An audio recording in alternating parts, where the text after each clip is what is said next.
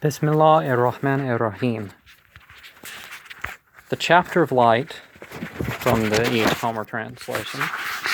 And one should, by the time I get through this, relieve some of these ideas you have about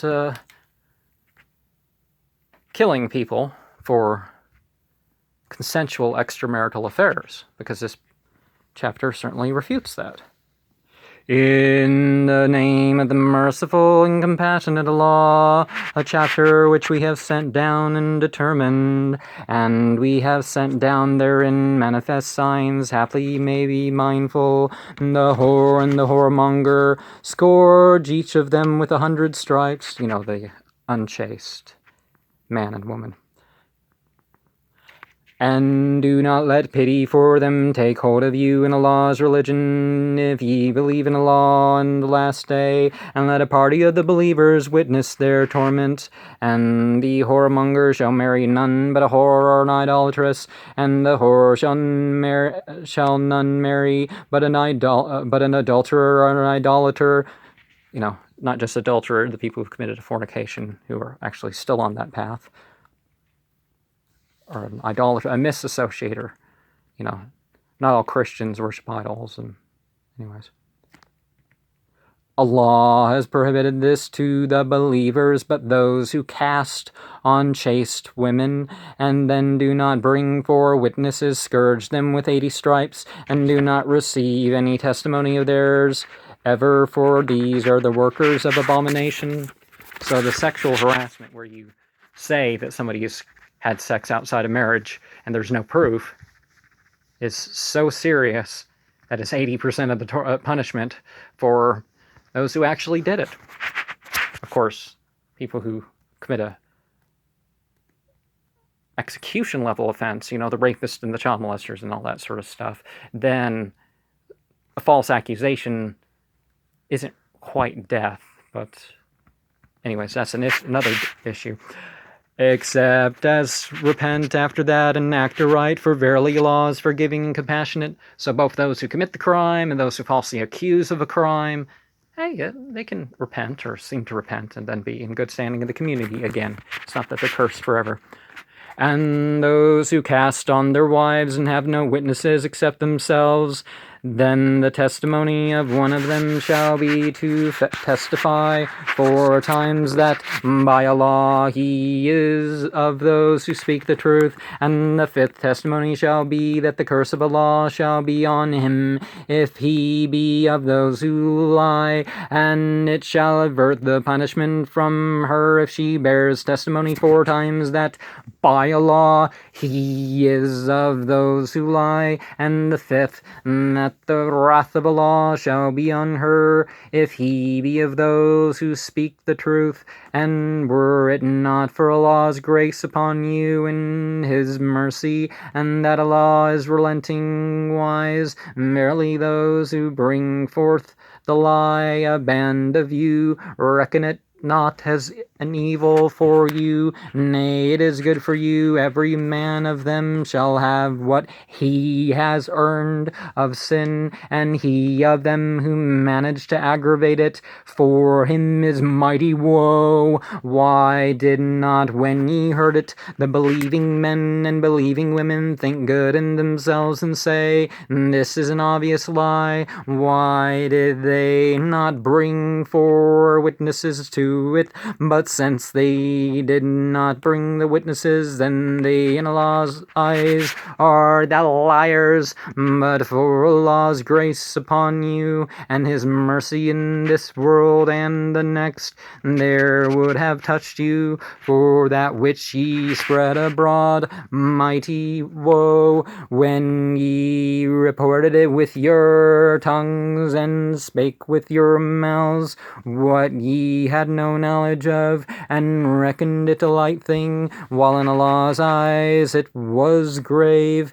And why did ye not say when ye heard it, it is not for us to speak of this, celebrated be his praises, this is a mighty calumny. Allah admonishes you that ye return not to the like of it ever, if ye be believers in Allah, manifest to you the signs, for Allah is knowing wise. Verily those who love scandal should go abroad amongst those who believe, for them is grievous woe in this world and the next, for Allah knows, but ye do not know, and but for Allah's grace upon you and his mercy, and that Allah is kind and compassionate. O ye who believe, follow not the footsteps of Satan, for he who follows the footsteps of Satan, verily he bids you sin and do wrong,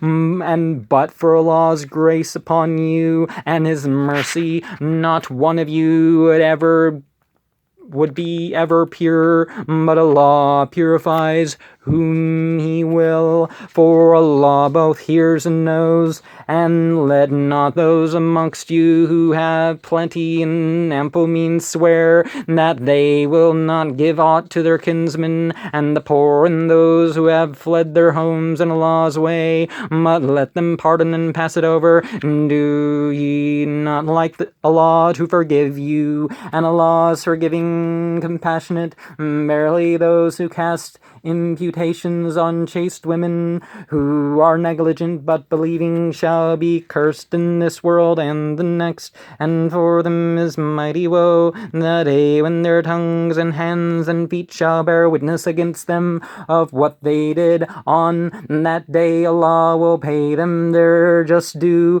and they shall know that Allah, he is the plain truth. The vile women to the vile men, and the vile men to the vile women, and the good women to the good men, and the good men to the good women. These are clear of what they say to them. Forgiveness and a noble provision. O ye who believe, enter not into the houses which are not your own houses, until ye have asked leave and saluted the people thereof. That is better for you. Happily ye may be mindful. And if ye find no one therein, then do not enter them until permission is given you. And if it be said to you, go back, then go back. It is purer for you, for Allah of what ye do doth know. It is no crime against you that ye enter uninhabited houses, a convenience for you, and Allah knows what ye show and what ye hide. Of course, you got to be careful. It's like, well, it's not like someone's on vacation and you can go in their house. That's not acceptable. That's actual abandoned homes. Say to the believers that they cast down their looks and guard their private parts, and that is pure for them. Verily Allah is well aware of what they do. And say to the believing women that they cast down their looks and guard their private parts, and display not their ornaments, except those which are outside, and let them pull their kerchiefs over their bosoms, and not display their ornaments save to their husbands and the sons of their husbands, are their brothers sons, are their sisters' sons, are their women, are what their right hands possess, are their male attendants who are incapable, who stay quiet, your maids and your doctors and stuff that actually stay quiet about, oh, this is the body, this is the condition of the person, are the people who aren't, distinguishing and desiring. It's not just talking about eunuchs here, but who are incapable. That's what people are going to think. It's more than that. Are to the children who do not note women's nakedness, and that they beat not with their feet, that their hidden adornments may be known. But turn ye all repentant to Allah, O ye believers, haply ye may prosper, and marry the single amongst you, and the righteous amongst your servants and handmaidens. Obviously, the goal of society, poor or rich, to try to get as many of the people married as possible, without forcing them to. But, a burqa and makeup or burqa and dangles, then you're, these are some of the worst women in society, some of these people. So there's difference between, modesty is more than just what you cover, and covering extra, and then, putting on a little makeup to flash, so a little makeup flashes or something, that's worse. There are other examples, but anyways, you get the idea, or you should. If they be poor, Allah will enrich them of His grace, for Allah both comprehends and knows, and let those who cannot find a match until Allah enriches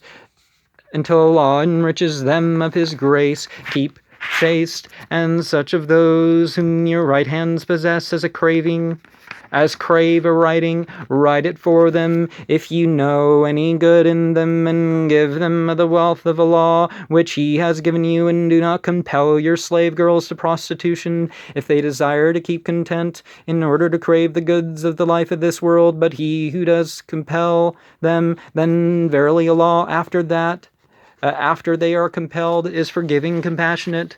So, not only are people not blamed for what they're forced into, but they're forgiven for other stuff. Or they get bounty on top of that. It all depends. It's up to God, but it's not.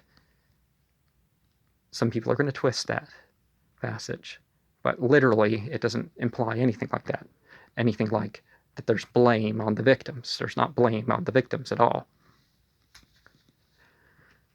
Now have we sent down to you manifest signs and the like of those who have passed away before you, and as an abomination and as an admonition to those who fear. Allah is the light of the heavens and the earth. His light is as a niche in which there is a lamp, and the lamp is in a glass. The glass is as though it were a glittering star. Is it lit from a blessed tree, and olive neither of the east nor of the west, the oil of which would well nigh give light, though no fire touched it, light upon light. Allah guides to His light whom He pleases, and Allah strikes out parables for men, and Allah all things doth know. In the houses Allah is permitted to be reared, and His name to be mentioned therein. His praises are celebrated therein mornings and evenings. When I can't go to a congregational masjid, I'm trying to say all my prayers in this musalla.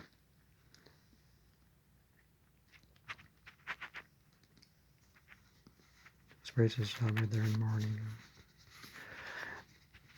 Men whom neither merchandise are selling divert from the remembrance of Allah, and steadfastness in prayers and giving alms, and fear a day when hearts and eyes shall be upset, that Allah may recompense them for the best that they have done, and give them increase of His grace.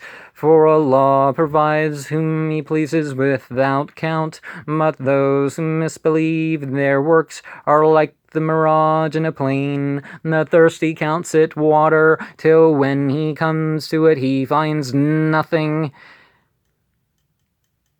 But he finds that Allah is with him, and He will pay him his account, for Allah is quick to take account.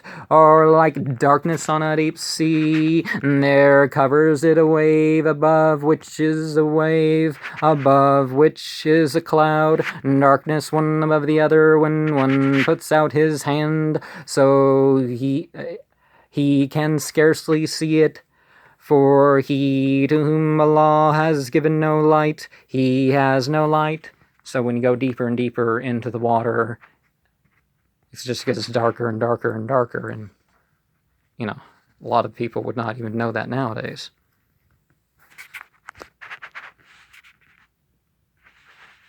Hast thou not seen that Allah, all who are in the heavens and the earth, celebrate His praises, and the birds too spreading out their wings, each one knows its prayer and its praise, and Allah knows what they do? Hast thou not seen that Allah drives the clouds, and then reunites them, and then accumulates them, and thou mayest see the rain coming forth from their midst, and He sends down from the sky mountains with hail therein, and makes it fall on whom He pleases, and He turns it from whom He pleases. The flashing of His lightning well nigh goes off with their signs.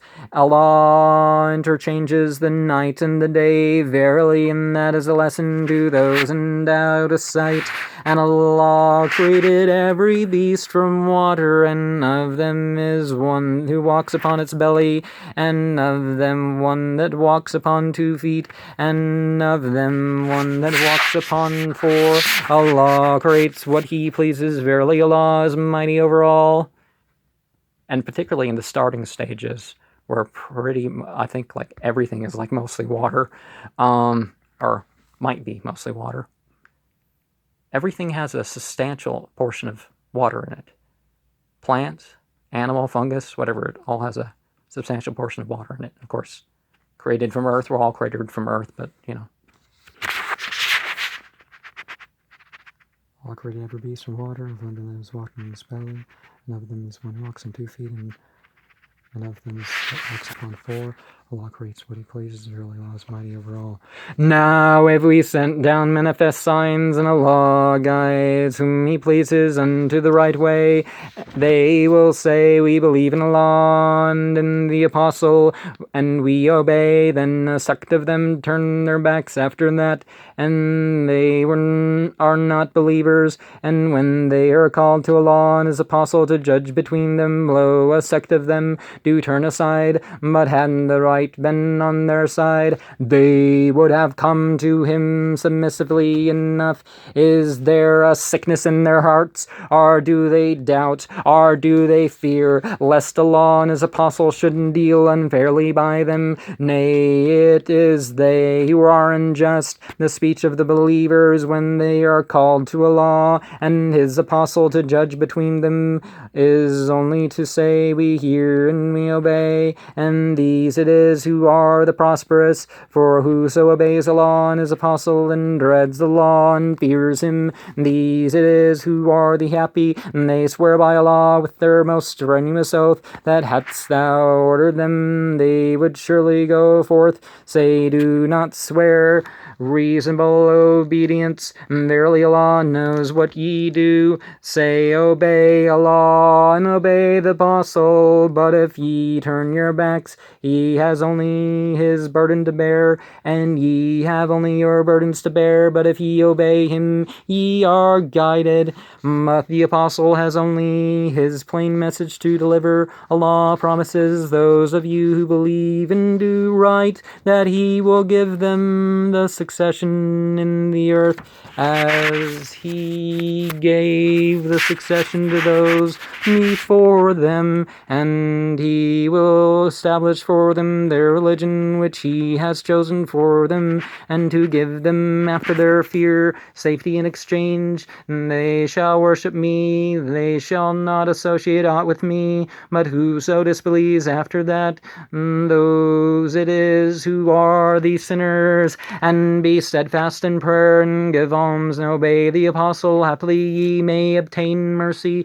Do not reckon that those who misbelieve can frustrate in the earth, for their resort is the fire, and an ill journey shall it be. O ye who believe, let those whom your right hands possess, and those amongst you who have not reached puberty, ask leave of you 3 times before the prayer of dawn, and when ye put off your clothes at noon, and after the evening prayer. Is it the evening prayer or the dusk prayer? 3 times of privacy for you, and there is no crime on either of you. On either you or them after these, while ye are continually going one about the other. Thus does Allah explain to you His signs, for Allah is knowing wise, and when your children reach puberty, let them max leave as those before them max leave. Thus does Allah explain to you His signs, for Allah is knowing wise, and those women who have stopped, who do not hope for a match, it is no crime on them that they put off their clothes so as not to display their ornaments, but that they abstain is better for them. For Allah both hears and knows. There is no hindrance to the blind, and no hindrance to the lame, and no hindrance to the sick, and none upon yourselves that you eat from your houses, are the houses of your fathers, are the houses of your mothers, or the houses of your brothers, are the houses of your sisters, or the houses of your paternal aunts, are the houses of your paternal uncles, or the houses of your paternal aunts, or the houses of your maternal uncles, or the houses of your maternal aunts, are what ye possess the keys of, or of your friend. There is no crime on you that you eat all together or separately.